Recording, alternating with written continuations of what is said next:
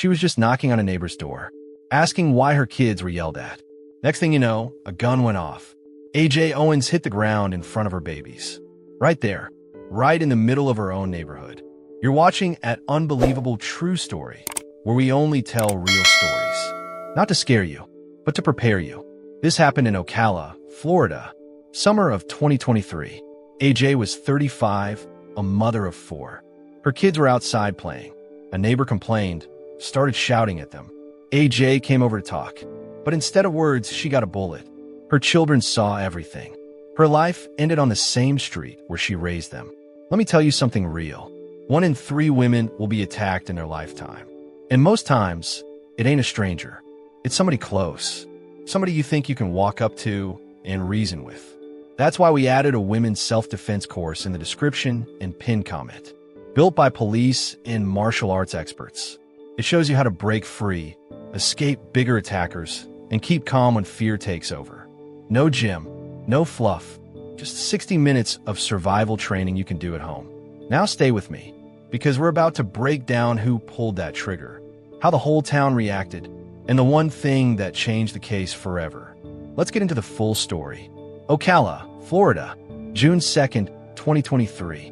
Summer, heat pressing down like a heavy blanket. Neighborhood still lit by porch lights and the hum of crickets. And then in 1 second, everything changed. Ajike was just 35 years old, a mother of 4. She wasn't out late partying. She wasn't looking for trouble. She was doing what mothers do, protecting her kids. Earlier that evening, her children had been outside, laughing, playing in the yard, like kids do. But across the way, a neighbor didn't like the sound, didn't like the sight, didn't like them. That neighbor started yelling, started cursing at Ajike's kids. Words no child should have to hear. And when one of their toys, just a tablet, was taken, broken, or thrown, the kids ran home. Eyes wide, voices shaky. They told their mama what happened. Now you know Ajike wasn't going to let that slide. She was a mother bear. She put her shoes on, walked over, and knocked on that door. Knocked with the courage of every parent who refuses to let their babies be mistreated. But instead of a conversation, instead of an apology, she was met with hate and a gun. The bullet went straight through her door and straight into her chest. Her kids saw it, saw their mama collapse in front of them. Imagine that. 4 children, standing in the Florida night. Their safe place turned into a nightmare. That moment, right there, broke something in the community. Because Ajike wasn't just a mother. She was loved. She was known. She was real. Born in Florida. Known to friends as Ajike. She had a smile that pulled you in. The kind of laugh you can't fake. She worked hard, cared for her family, kept faith, and showed up for people. Her life was not about drama. It was about survival, about joy, about raising her children to believe they mattered. And now she was gone. The police came. Neighbors poured out of their houses. Blue and red lights painted the block. But nothing could erase the sound of that gunshot. Nothing could undo what those children had seen. Here's the thing most folks don't want to talk about. According to the World Health Organization, 1 in 3 women globally will experience physical or sexual violence in their lifetime, WHO 2021. That means this isn't some rare tragedy. This is every day. This is real, and it could happen anywhere. That's why we added a real self-defense course in the description and pinned comment. It's made by law enforcement and martial artists. It shows women how to break free, escape bigger attackers, and stay calm when fear takes over. 1 hour that might save your life. But let's come back to that night. Imagine the scene. Porch light glowing on splinters of wood where the bullet tore through. The door still closed. The shooter still inside. And outside, 4 children kneeling beside their mother, screaming, begging, trying to wake her up. Paramedics rushed in, tried everything, but Ajike didn't make it. Her story ended on that porch, but her fight didn't, because the world heard about it. The headline spread, Florida mother of 4 shot dead after knocking on neighbor's door. The words felt unreal, like some twisted script. But this wasn't a movie. This was life, and everybody wanted answers. How could this happen? Why did it happen? Who was the neighbor? What kind of person pulls a trigger through a closed door, knowing children are standing there? The community didn't stay quiet. There were marches. There were prayers. There were calls for justice. AJ's name was shouted in the streets. Her face on signs, in news clips, on the lips of strangers who now felt like family. But in that first night, June 2nd, 2023, what the children saw was all that mattered. They saw their mother fall. They saw her taken away. And they were left standing on a porch stained with pain. You gotta understand, these kids weren't supposed to be witnesses to a crime. They were supposed to be asleep in their beds, dreaming about school, friends, cartoons. But instead, they saw the end of their mama's life. And that is where this story starts. With a knock, a gun, and 4 voices screaming in the Florida night. Now stay with me, because we're about to walk back through AJ's life. Who she was, what she stood for, why this wasn't just a random act, and how her death opened a wound in America. This is Ajike Owens, and this is her story. Let's step back for a minute, because if all you hear is the gunshot, you miss the woman. And Ajike Owens was more than her last moment. Ajike Owens was 35. Friends called her AJ. She had 4 children who loved her more than the world, and she loved them right back. Every choice she made, every shift she worked, every smile she gave was for them. She wasn't rich. She wasn't famous, but she was powerful. The kind of power you can't measure in money. The power of a mother who never gave up. Neighbors remember her smile. Friends remember her laugh. Her kids remember her hugs. She was the kind of mom who made you feel safe, even when the world felt heavy. She lived in Ocala, Florida. It's not a big, flashy city like Miami. It's slower, quieter. A place where folks still sit on porches. Where kids ride bikes up and down the street. A place where summer nights smell like cut grass and fried food drifting from kitchens. But don't get it twisted. Even in quiet towns, danger hides. Even in places that feel safe, hate can sit right next door. That night, June 2nd, 2023, the weather was hot. Sticky hot. You could hear crickets chirping. You could hear kids playing. And you could hear anger. Because a woman across the way didn't like the sound of AJ's kids. Didn't like the noise. Didn't like them. It wasn't the first time. Neighbors said there'd been arguments before. Yelling. Threats. Tension boiling up like Florida heat. But nobody thought it would come to this.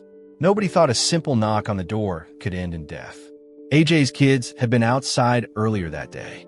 They were doing what kids do, playing in the field, laughing, being loud. One of them left an iPad behind. It said the neighbor took it, threw it, damaged it. Words flew, insults cut through the air, and the kids ran back to their mama. Now picture this.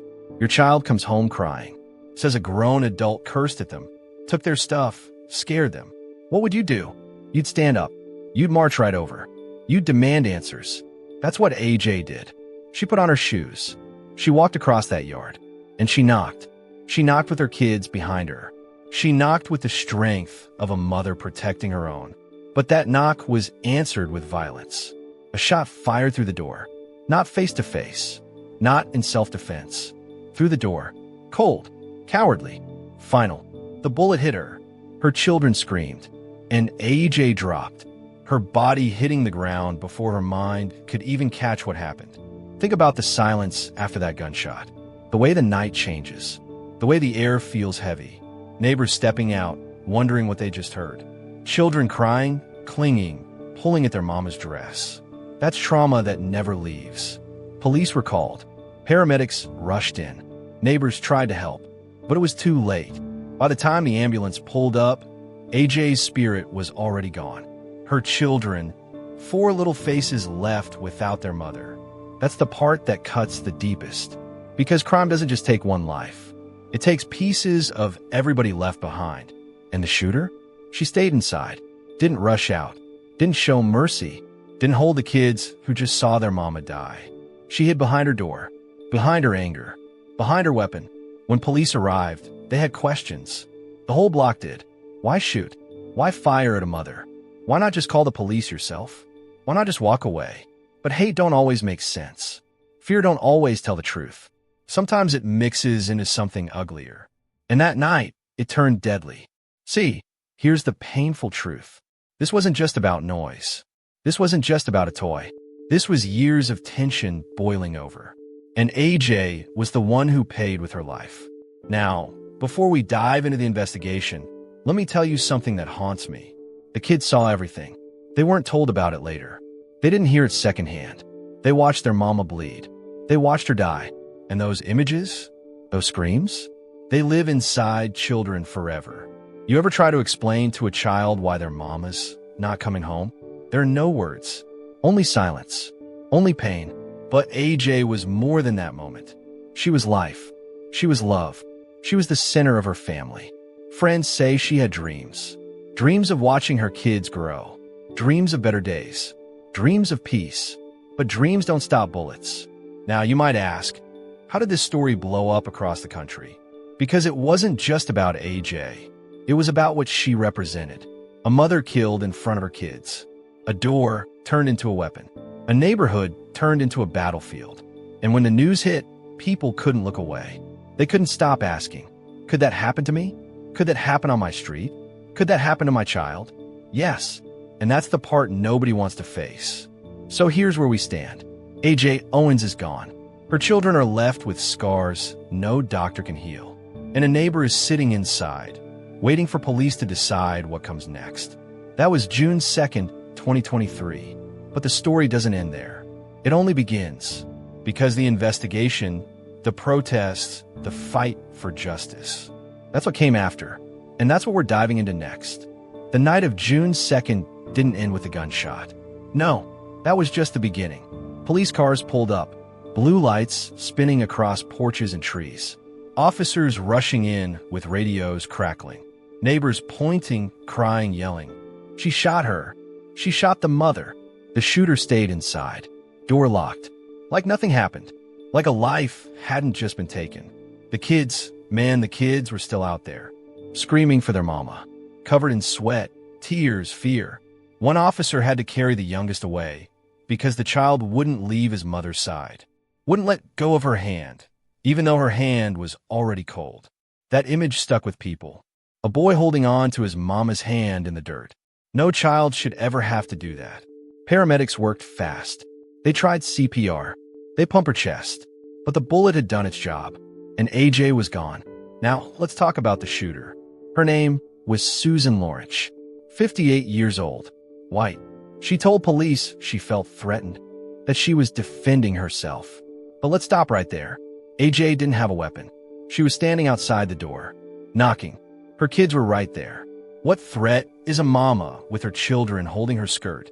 The police knew they couldn't just brush this off. But here's the thing. At first, they didn't arrest Susan. Not right away. That made folks mad. Real mad. The sheriff's office said they needed to investigate, check stand your ground laws, make sure it wasn't self-defense. Self-defense? Through a closed door? Come on now. That didn't sit right with anyone. The news spread. Black mother of 4 shot dead after knocking on neighbor's door. And suddenly, Ocala, Florida wasn't just a small town anymore. It was on every TV screen. It was on every phone. It was in every conversation. Community leaders spoke out. The family cried out. Protesters gathered with signs, chanting AJ's name. They marched in the heat. They prayed in the streets. They demanded justice. The sheriff's office felt that pressure.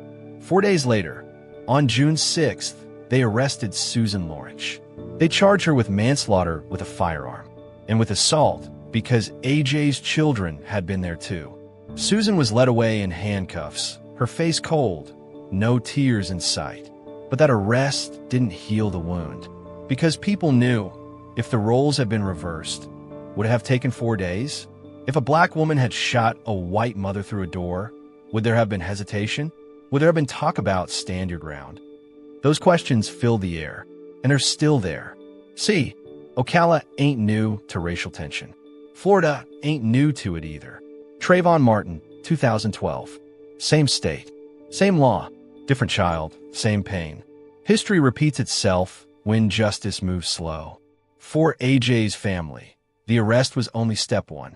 Her mother, Pamela Diaz, spoke to the news. Her voice broke. She said her daughter was taken too soon. She said her grandkids had seen the unseeable. She said all she wanted was justice. The kids, 4 little ones, had to stay with their grandmother. They lost their home, their safety, their anchor. And now they had to grow up without the one person who loved them most. That's the cost of violence. Not just the body on the ground, but the lives left behind, broken and scattered. The investigation brought out details.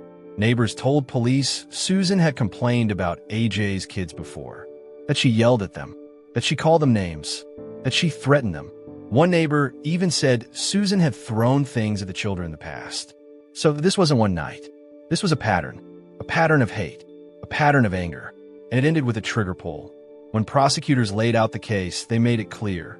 This wasn't self-defense. This wasn't a moment of fear. This was a choice, a deadly one. But trials take time, and in the meantime, the family had to live with an empty chair at the table, empty arms at night, empty space where a mother should be. Now let's pause, because here's a fact that hits hard. In the United States, 80% of abuse cases involve someone the victim already knows. In CAD 2022, it's not always strangers in dark alleys. It's neighbors. It's partners.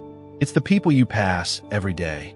That's why what happened to AJ feels so heavy, because it wasn't random. It was right next door. The protests in Ocala grew bigger. Marches turned into rallies. People carried signs with AJ's face. They shouted her name into microphones. Justice for AJ. Even strangers came because the story touched them, because they saw their own mother, sister, or daughter in her. National leaders spoke out too. Civil rights attorneys came in to support the family. They said this was not just about one mother. This was about a system that drags its feet, about laws that get twisted, about lives that get devalued. But through all the noise, the heart of it stayed the same. For kids lost their mother. That's what matters. Now here's the part that stays with me. One of the children told reporters, "I saw my mom get shot." Let that sink in. A child had to say those words out loud. Had to carry them like a backpack they'll never take off. The law will argue. The trial will drag. The news will move on. But those children will never forget. And neither should we. Now, the question becomes, what happens next? Will the justice hold? Will Susan Lawrence be punished for pulling that trigger? Or will the system fail again? That's where we're heading. Because the trial, the defense, the fight in court, that's the next chapter of AJ's story. So stay with me. Because in the courtroom, excuses were made, lies were told, and the truth had to claw its way out. Ajike Owens was buried on June 12, 2023. The church overflowed with mourners. Her children sat in the front row, clutching each other.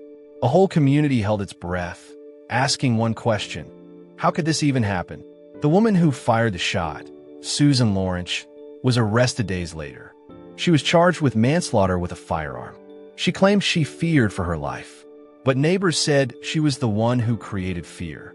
For years she complained, yelled, threatened, and now one life was gone. In court, prosecutors painted a picture of a woman who acted recklessly. They said she didn't have to open that door with a gun. She didn't have to pull the trigger, and she definitely didn't have to end a mother's life in front of her children. The defense argued fear. They argued she was alone. She panicked. She made a mistake. But the question hung heavy. Was it fear or hate? The case shook Florida and the country. Because it wasn't just about one bullet. It was about years of tension, race, guns, and the law. It was about how quickly an ordinary argument can become a funeral. And through it all, the focus stayed on those 4 children. Kids who watched their mother fall. Kids who would grow up with a scar you can't see on skin, only in the heart. The lesson here is brutal but real. One moment of anger, one moment of pulling a trigger, one decision you can't undo. It's a reminder to all of us. Conflict doesn't always have to end in violence. Sometimes the strongest thing you can do is walk away. But here, that choice wasn't made.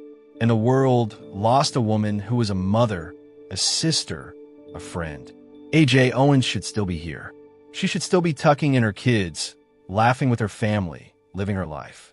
But instead, she became another name on a long list of tragedies.